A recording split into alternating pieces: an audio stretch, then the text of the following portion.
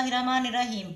अस्सलाम वालेकुम। अपना किचन में खुशामदीद। उम्मीद करती हूँ आप सब खैरियत से होंगे। अपना किचन में आज हम बनाने जा रहे हैं बीफ यखनी पुलाव। बीफ यखनी पुलाव के लिए जिन जिन चीज़ों की ज़रूरत है आइए आपको बताते चलें। 1 किलो गोश्त ले लेंगे। लहसुन का पेस्ट डालेंगे 1 चम्मच। आधा चम्मच नमक डालेंगे। ये 1 चम्मच के करीब ये ज़ीरा है और 7 काली मिर्चें हैं। ये कड़ी पत्ता है, लौंग है चंद, और ये 1 चम्मच धनिया है कुटा हुआ मोटा मोटा। आधी चम्मच दड़ा मिर्च है और आधी चम्मच काली मिर्च। आधा चम्मच अदरक का पेस्ट ले लेंगे।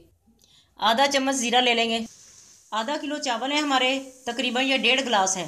1.5 गिलास चावल हों तो हम उसमें 3 गिलास पानी डालते हैं, मगर हम यखनी पुलाव बना रहे हैं इसलिए हम 3 गिलास यखनी के डालेंगे।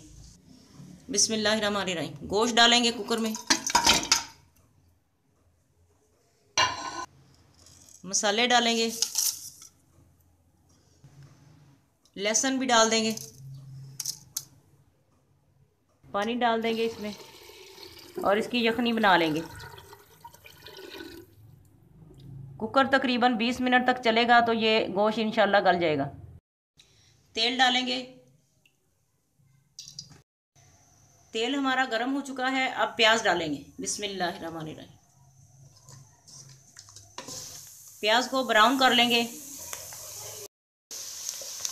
प्याज ब्राउन हो रहा है, इसमें अब अदरक भी डाल देंगे और हल्का और ब्राउन करेंगे इसे।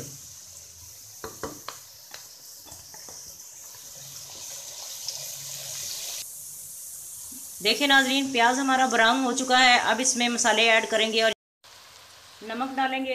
नमक आप कम या ज़्यादा अपनी मर्ज़ी से कर सकते हैं। दड़ा मिर्च और काली मिर्च डालेंगे।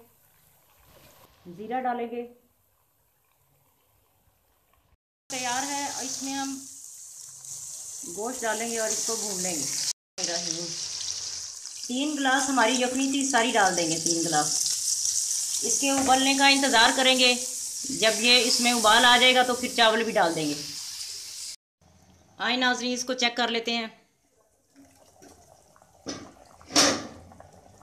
देखें यखनी में उबाल आ चुका है। अब इसमें चावल ऐड कर देंगे। अब इसमें चावल डालेंगे। बिस्मिल्लाहिर्रहमानिर्रहीम।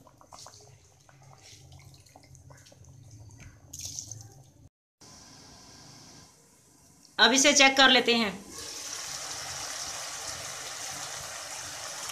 तकरीबन 8 मिनट हुए हैं इसे पकाते हुए।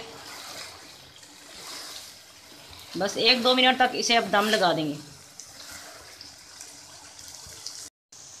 चावल डाले यखनी में हमें तकरीबन 10 मिनट हो चुके हैं। अब इसको हम दम लगाएंगे। तकरीबन 10 मिनट के लिए ही दम लगाएंगे, फिर इसको चेक करेंगे। आइए इसे चेक कर लेते हैं। बिस्मिल्लाहिर्रहमानिर्रहीम। बहुत ज़बरदस्त खुशबू आ रही है इसकी। नाजरीन देखें, पक के तैयार हो चुके हैं हमारे चावल। अब इसे डिश आउट करते हैं। बिस्मिल्लाहिर्रहमानिर्रहीम।